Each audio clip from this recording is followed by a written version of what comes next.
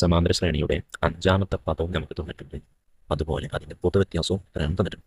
22 അതിൻ്റെ അഞ്ചാം പദം, 3 അതിൻ്റെ പൊതുവ്യത്യാസം. നിങ്ങളോട് പറഞ്ഞിട്ടുള്ളത് ആദ്യ പദം എത്രയാണെന്ന് കണ്ടെത്താം. അതുപോലെ തന്നെ അതിൻ്റെ 15ാമത്തെ പദം എത്രയാണെന്ന് കണ്ടെത്താം. നമുക്കറിയാവുന്ന equation Tn = a + n-1 × d. ഈ ഇക്വേഷനിൽ നമുക്കറിയാവുന്ന കാര്യങ്ങൾ അപ്ലൈ ചെയ്ത് കഴിഞ്ഞാൽ Tn നമുക്ക് അഞ്ചാമത് അറിയാം. അതുകൊണ്ട് 22 ആണ് 5. 22 = a അറിയില്ല, a + n-1. അഞ്ചാമത്തെ പദമാണ് 5 - 1 × ആണ് സമം a + 4 × 3.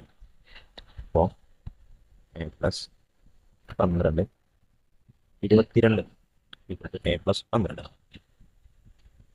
എയിലേക്ക് 12 കൂട്ടിയപ്പോഴാണ് 22 കിട്ടിയത്. അപ്പോൾ എ മാത്രം എ കിട്ടാൻ 22 12 കുറച്ചാൽ മതി. അപ്പോൾ സമം എ സമം 22 12 കുറച്ചാൽ ബാക്കി. ഇനി ഇതിൻ്റെ 15ാം പദം കാണാം.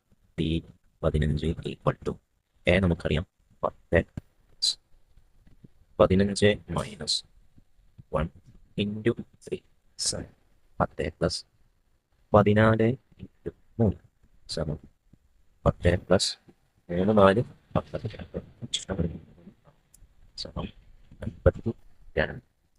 അപ്പോൾ അതിൻ്റെ 15ാമത്തെ പദം 52 ആയിരിക്കും.